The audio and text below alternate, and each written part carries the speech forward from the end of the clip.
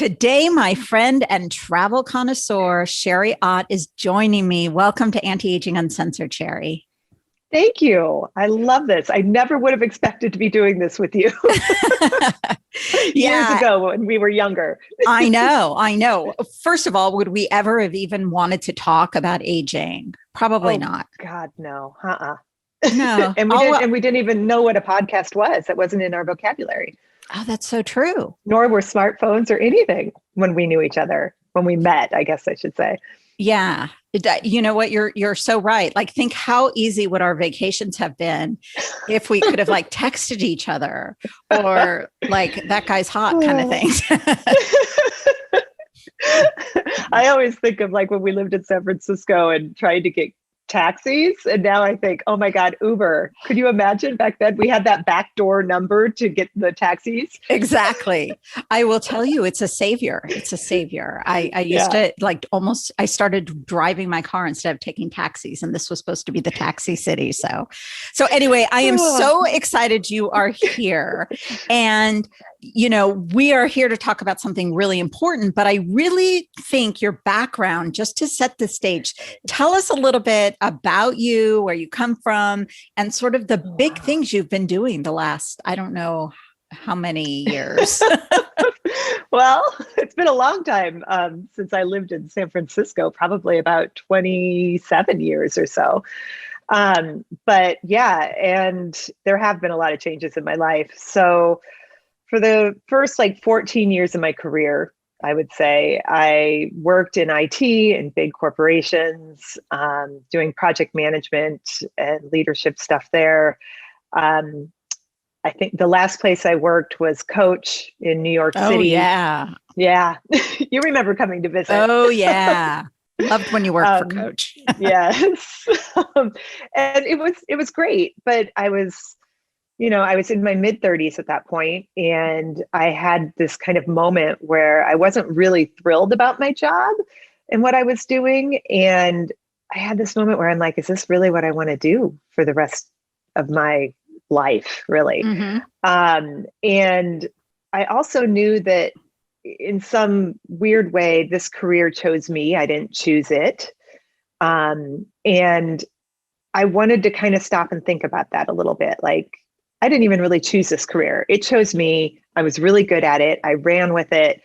It took me, living in great places all over the world. It gave me a really comfortable lifestyle. But I just didn't know if that's what I wanted to do forever. And I decided I would just step away and take a break. And so at 36 years old, I left that corporate job. I sublet my apartment in New York City, and I took off to go around the world for a year on what I called a career break. And, that we hear that now all the time, but this was 2006, and that wasn't that normal.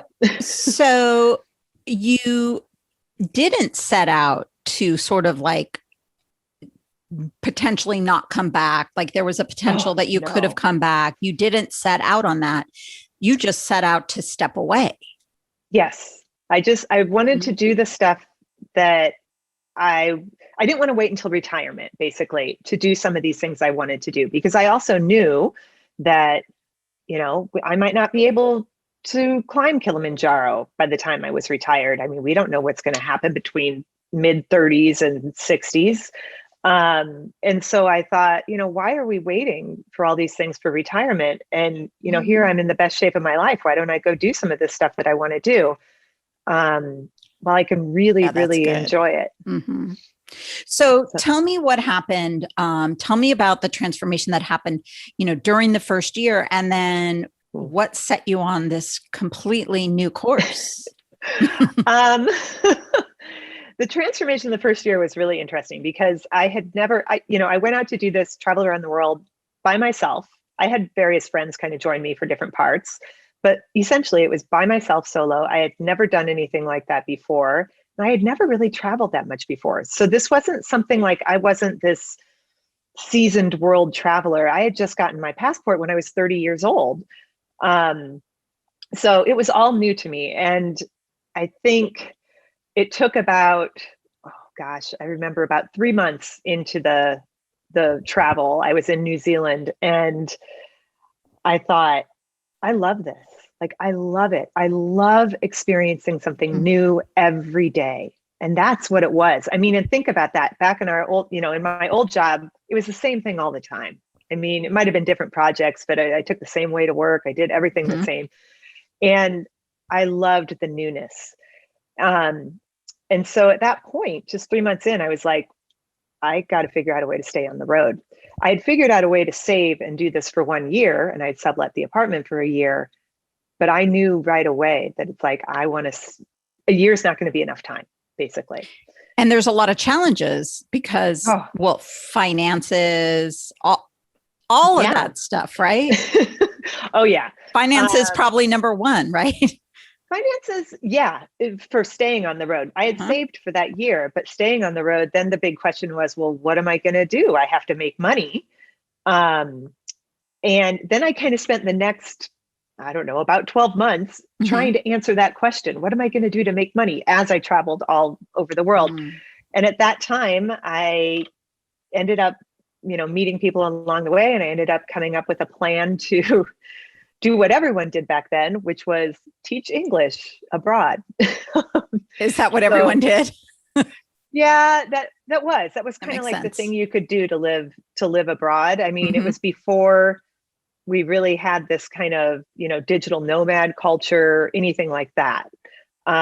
So most people worked abroad or taught English ESL abroad. And I decided, yeah, that could be pretty cool. And I decided that I went back to New York after about a year and a half. I ended up kind of stretching my budget and was out on the road for a year and a half. And then I sold everything I owned at that point. I got rid of the apartment and I moved to Vietnam to go teach ESL, or English as a second language. And that was an even scarier leap. I don't even know how I did it sometimes, but I really wanted to do it. And that's what kept me going on the road. After that year, go ahead. No, please continue.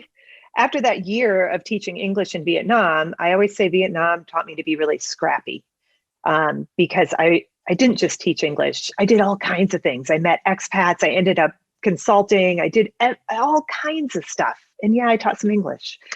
And after that point, I was kind of off and running. At that point, social media had come up, smartphones were in everyone's hands.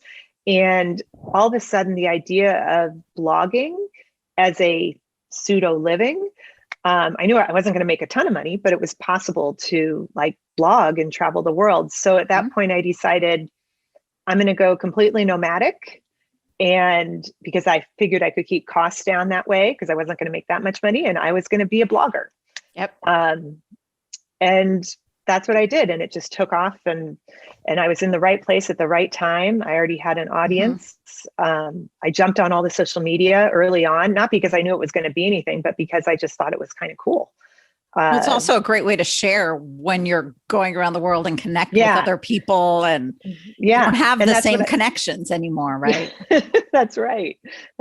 So yeah, as the technology changed, it made it really easy to be on the road all the time. And I ended up, growing my website, getting involved in all kinds of projects, and really becoming a professional blogger, I guess you would call it.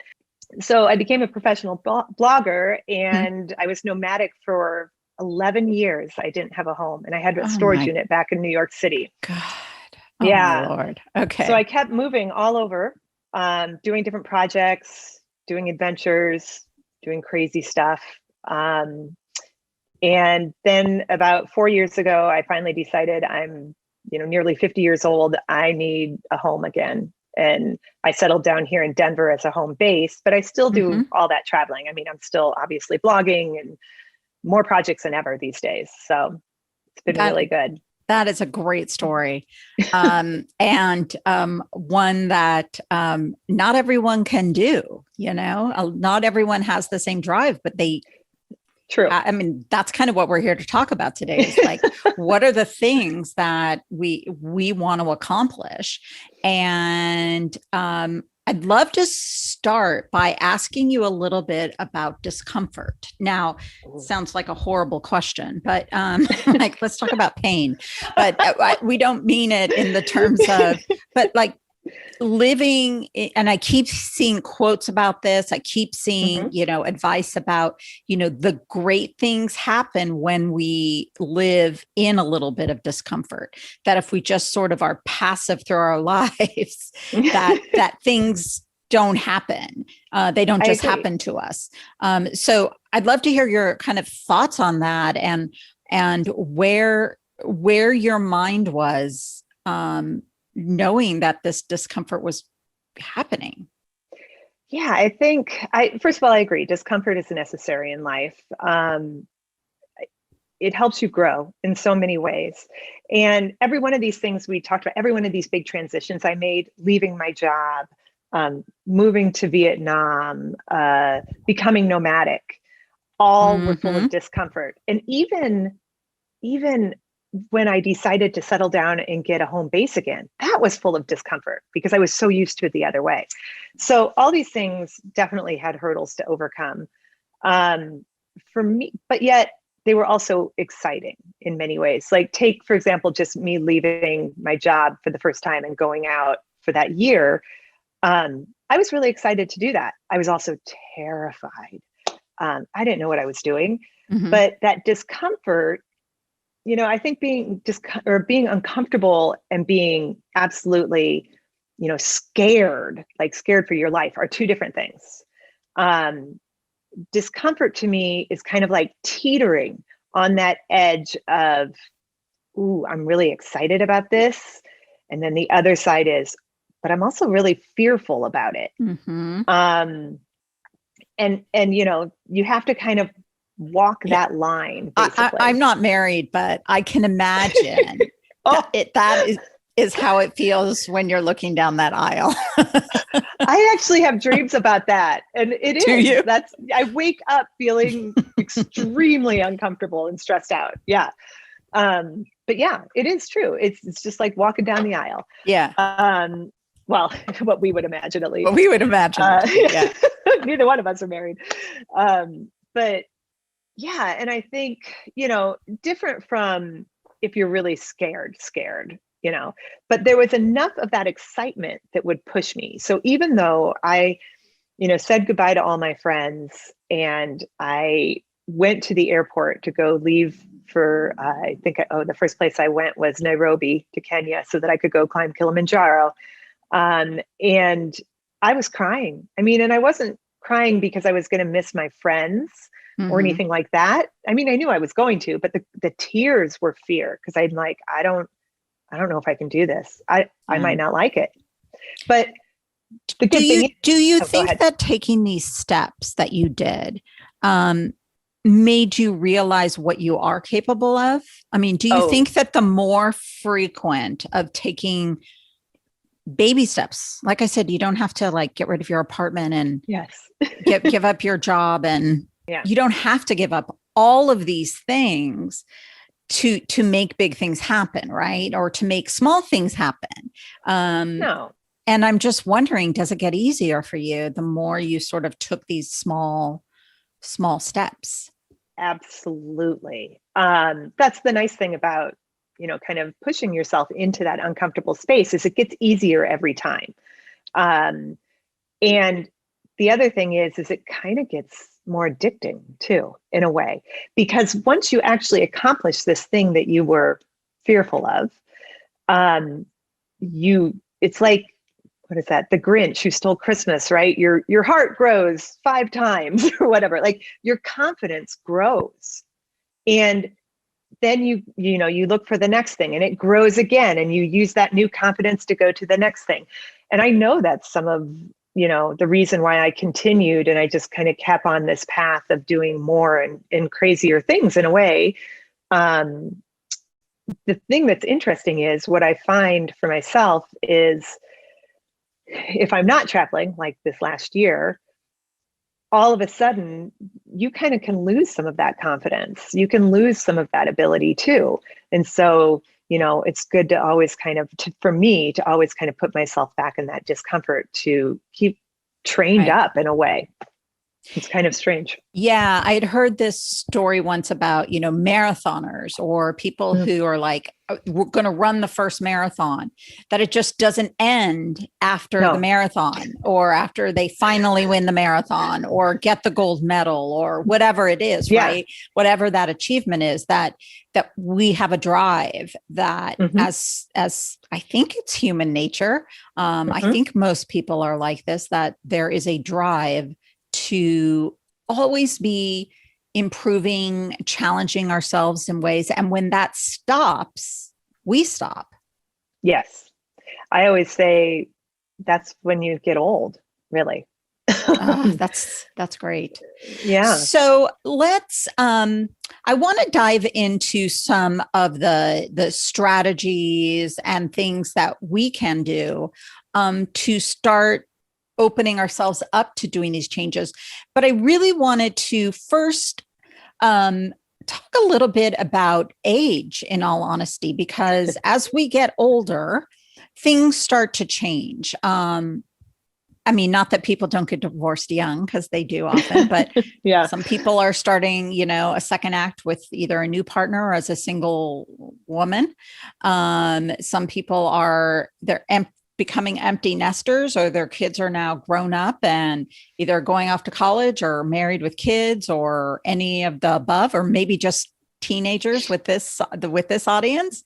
And I think that it's a perfect time when we were like all caught up with either giving to someone else or giving to our kids, that this is the perfect time to do something and start taking some of the dreams. And even sometimes we forget what those dreams are. Like, I got asked what my hobbies were the other day and I couldn't answer. So so sometimes we forget what our hobbies were. That isn't work, I was like, work is my hobby. But yeah, I think that I don't think life has to slow down at that age. I think this is the opportunity. It may not be climbing Mount Kilimanjaro, but it could be traveling. It could be, we can push ourselves in so many ways. We really can. I think I absolutely agree with you, especially moms, families, whatever, like you're so committed to that for so long. And all of a sudden, whether you're retiring or the kids are out of the house, like here you've got this grand moment to make change or to finally do these things that you've been dreaming of. But lots of people, because they haven't pushed themselves for the last 20 years, not like, parenting isn't work, but it's a different kind of pushing yourself. But they haven't put themselves first and pushed themselves. They kind of forget how to do it. Yeah. And I think 100%. Yeah. And so, I think we're really set in our ways, and we're kind of happy sometimes being set in our ways. It's like it's also kind of at the same time, it's like, oh, but I want to coast now. And there's nothing wrong with that. But I do think it's important to also, try new things and push yourself a little bit so that you don't age prematurely in a way. And sure, we might take up a new hobby, taking up a hobby like, I don't know, writing, photography, something like that. And that's great. That's certainly learning something new. But I think there's a special benefit too, though, in really pushing yourself out of your comfort zone. So maybe that's, I don't know, maybe you take up writing or something, but that's easy for the most part. But if you decide to really push yourself and decide, I'm going to go live out of a van for 3 months and try van life and write about it as I travel around Mexico or the US or whatever, that's pushing yourself, right? That's taking it to another level. And those are the times where you're really going to reap the benefits of more confidence and more self-esteem. I mean, it could even be leaving your job and starting your own home business because you want to spend more time with your family, or or starting a small company. What would you advise someone to do if they wanted to start sort of imagining and defining some of the things that they might want to do that they haven't sort of conjured up yet?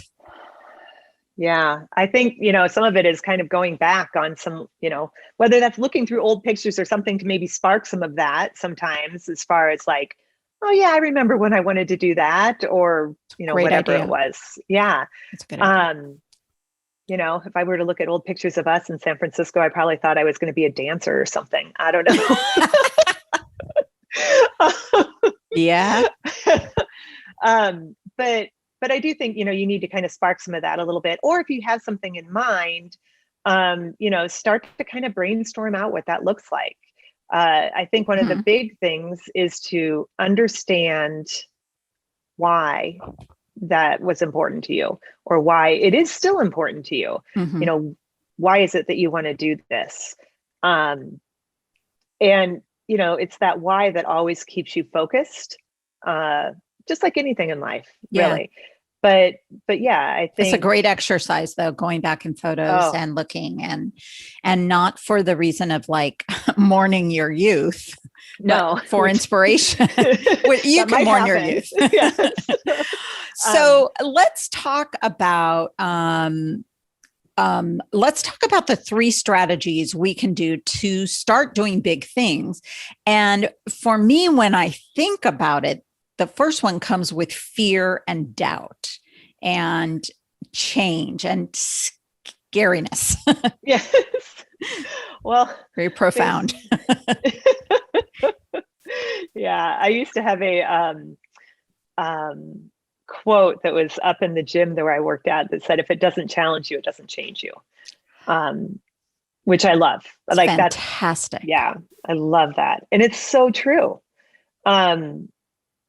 And I think that's important for everyone to kind of think through. But yeah, I think there are a few, tips as far as, getting through that big fear.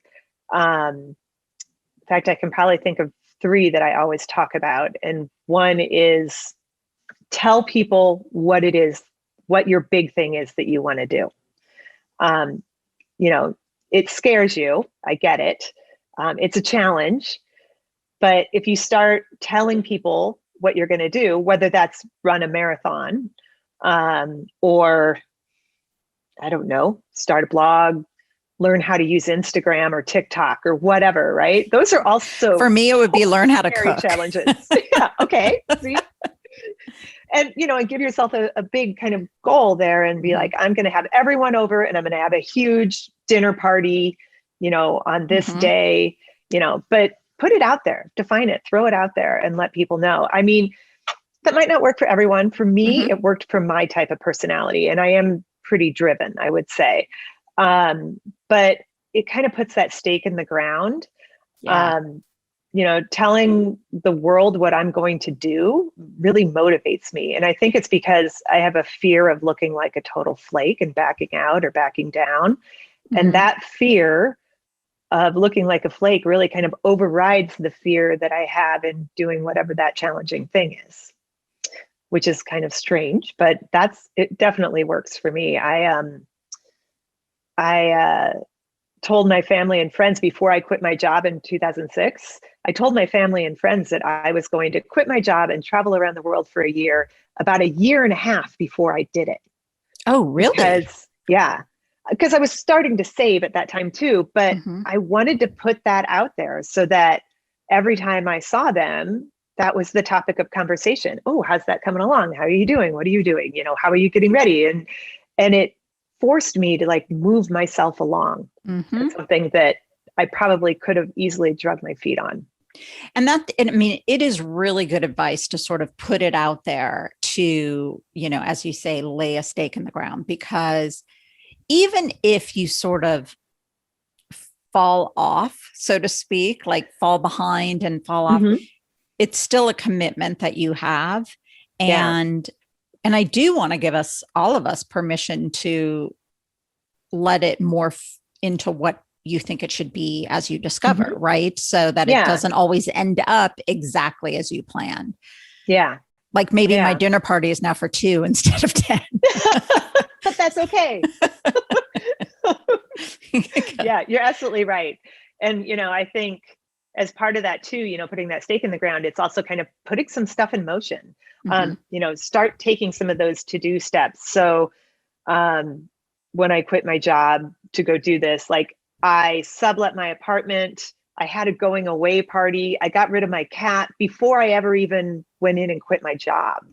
And I did that a little bit because I knew that when I quit my job, they were going to try to get me to stay.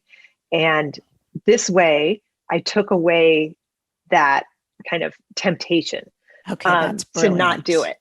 So like putting some things in motion, I think is great. Like send out an invitation for your party. In 2 years, you're all invited to my house for spaghetti. No. Yeah. So that lay a stake in the ground, start some things underway, I think is important. I think another way to kind of start overcoming that fear is to start thinking more in the best case scenario or positive thinking in a way. And I get it.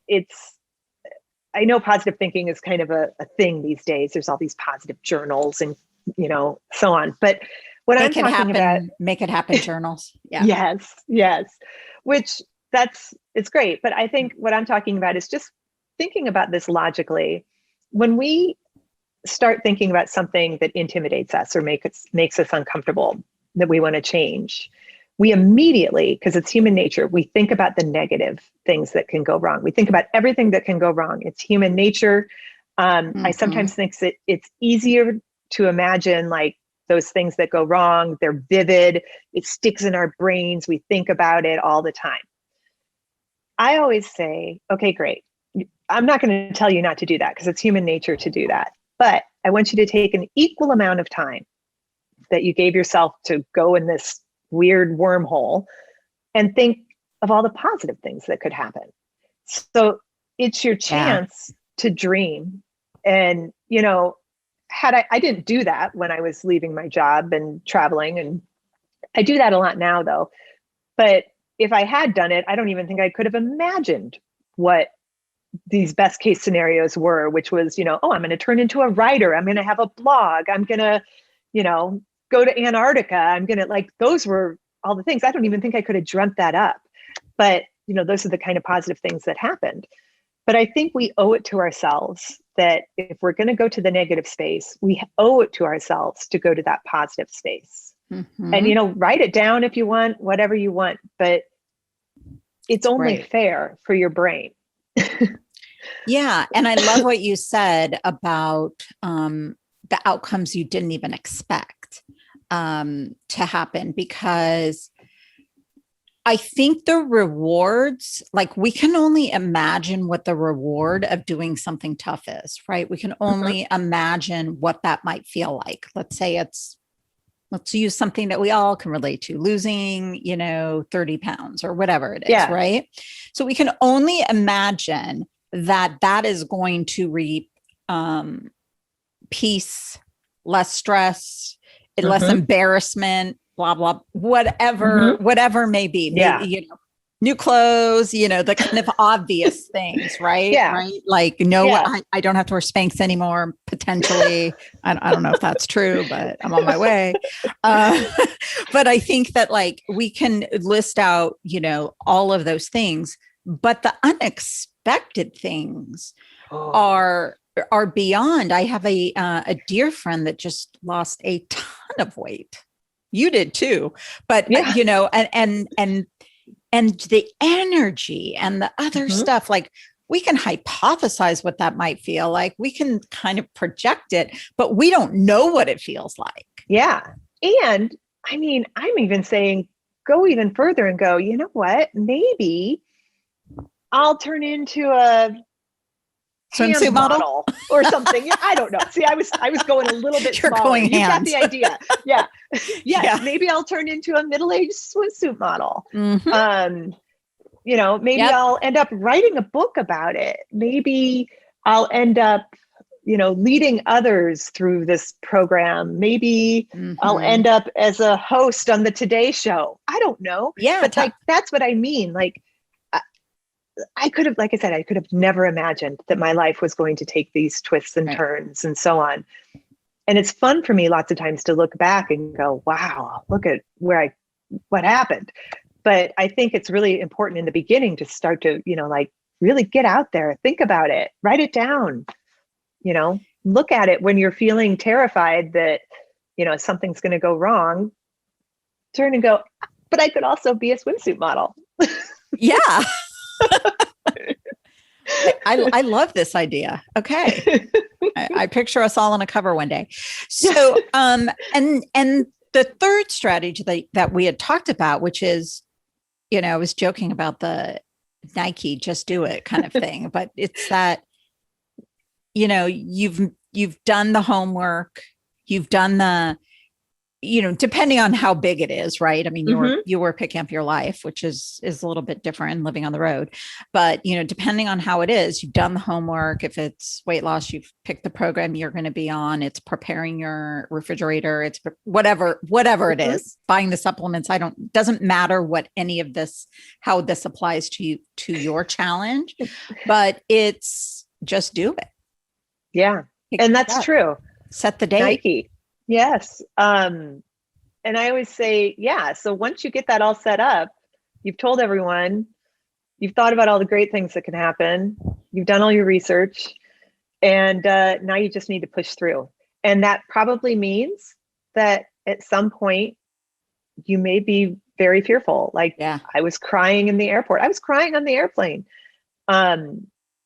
Yeah. But you have to push through it. And I think it's important because we should get used to the sensation of fear sometimes, because it'll help us be able to push through it in the future. It's not going to be the first time that you ever experience fear in your life. And in fact, you've been doing it your whole life. Like somehow you got on the bus and went to kindergarten.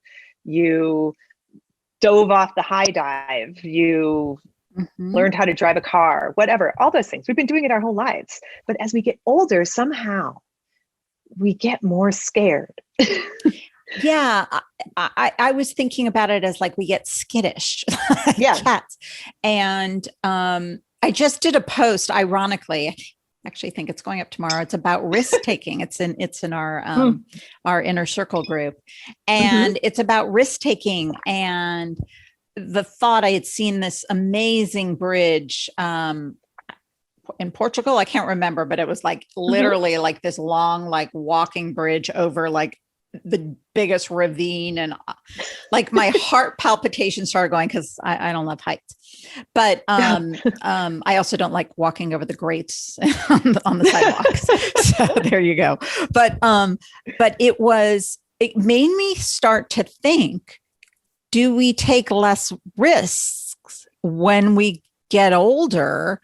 And were we more, and what is it that we're more afraid of now? I think we feel like we have more to lose, but I absolutely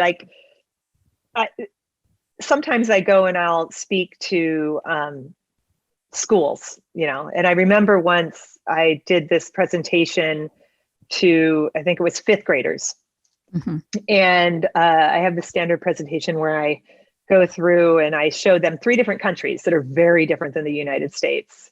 And I talk about the transportation, the family life, and the school life in each country. So I talked about Vietnam, Mongolia, and Nepal.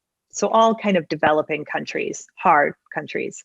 And at the end, I ask them, like, where would you rather be an exchange student? And it's always really interesting to see what they choose. But the thing that always struck me, kind of my aha moment, was, here I am, I'm showing them pictures of Vietnam with all this crazy motorbike traffic. And, just you're scared to cross the street. They've got their babies hanging off of them on motorbikes, like whatever it is. And all of these kids, all of the fifth graders were like, oh, that is so cool. Whereas you show that same video or picture to an adult, and that will not be the reaction at all. Like we grow out of that. We grow into fear. and I think Wow. we do. And Wow. in order to try to, combat that, you have to get back to that, like looking at things and going, yeah, that looks cool. I'm going to try it. And strangely. Yeah. Like we lose that sort of, oh yeah. that trying to find a good word for this. It's like we lose that sort of excitement and intrigue and curiosity. And I don't know how that happens. We talked a little bit earlier about sort of living in comfort and taking care of others and coasting and becoming more resigned. And I think, and this is my philosophy, I've been talking about this a lot on the podcast, I think it's just easier. So, we joke about, we have to take care of our kids, or we have to take care of what about us? What about us? Well, I actually think it's just easier to take care of other people than take care of ourselves. It is. Yeah. Because then we have to confront a lot of stuff with ourselves. Yeah. And stuff that we can't always control. Yeah. It's unfortunate, but hopefully we will inspire at least one person today to do something. I hope so. To throw a dinner party or lose weight and become a supermodel. Yeah, one or the other. Yeah, but there are so many. We had a great guest on earlier talking about take the damn trip, and she had taken a trip before. I listened to that. It was very good and very interesting, but it wasn't really about the trip. It was about it was about doing something that you probably dreamed about for a long time and just haven't done. So and you don't need to sell your kids. You don't need to do any of that, And I think the big outcome of it is a greater confidence. And once you do that once, the next time becomes easier. And easier and easier. And you can see that so clearly. I see so many women in their 40s and up that, are tired of their career and they want to make a change, whether that's start their own business or something, but they don't have the confidence to do it. They're scared that they're not going to make enough money, that they're going to end up destitute or something. And I always am amazed because I'm looking at them going, somehow you got this far, 40 years, you got this far. What makes you think that you're just going to forget all of that, all those things that are innate in you, and that you're going to become some bum or something? I don't get it. Where did that confidence go? Or why don't you have it in yourself? I think if they were to just start making those steps, putting that stake in the ground, start just moving towards those things, thinking positively, and then getting one of those wins under their belt, the next one becomes so much easier. I think it's great advice. And I think it's great advice for all of us women, 40s, 50s. I mean, honestly, goes up and up and up. I said, when I'm 90, I'll be planning the party for after my funeral or something. So I just think there's that innate, growth that starts to happen the more we do it. So totally. I think this is great advice. I love this topic. Do you have any closing words? Oh boy. I was just thinking myself, and it's even myself, I'm okay, I've been here for a year and a half now, kind of not doing much. I've done some things. Certainly I've taken up some new hobbies and things that have pushed me. But just recently I started having that feeling Sherry, it's been a long time and you need to do something great again. And I have it. It's all up here and it's starting to formulate. And I'm in that, I'm probably a few months away from throwing it out there and putting my stake in the ground. And then it's going to be real. So let me know so I can share it with everyone so we can follow you. Really and cool. So where can people find you? So they can find me still on my travel blog called otsworld.com. There I am still writing about a lot of things like epic trips, adventure travel for women, how to get off the beaten path and, find those, really how to be an explorer again. That's the stuff that really drives me these days. So you can find me there with all kinds of stuff, with all kinds of articles about travel as well as lifestyle. And then also on social media, of course, Instagram, Twitter, Facebook is all at Ott's World. Great. We'll make sure to put the links in our show notes. One last question before we sign off. What is one piece of advice that you would tell your 20-year-old self? Oh, goodness. Well, I think, man, I was so different at 20. Mm-hmm. First of all, in my family, I was the person like expected to never go anywhere, never even leave home. Oh, you're kidding. So I've changed a lot since 20. Yeah, I'd say so. But I think I go back to a quote from Gilda Radner, strangely enough, that I always used to think she was cool, on Saturday Night Live, but I never knew that she had said this. I came across this somewhere in my travels and I'm like, holy crap, this is really cool. But it's, some stories don't have a clear beginning, middle, or end. Life is about not knowing, having to change, taking the moment and making the best of it without knowing what's going to happen next. Delicious ambiguity. Ooh, I like that. Yeah. So that is great.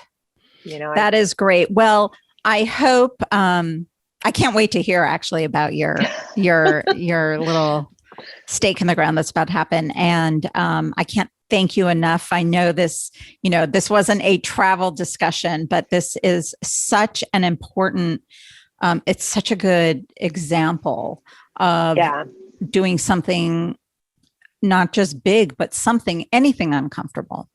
Yeah. Yeah. And I think it's something that it's always going to be a challenge as we get older. Yeah. Well, we'll just continue to work on it and talk about it. Yes. And remind everyone. Well, thank you so much for being a part of this podcast today. Thank you for having me. It was great. It was great. Thanks.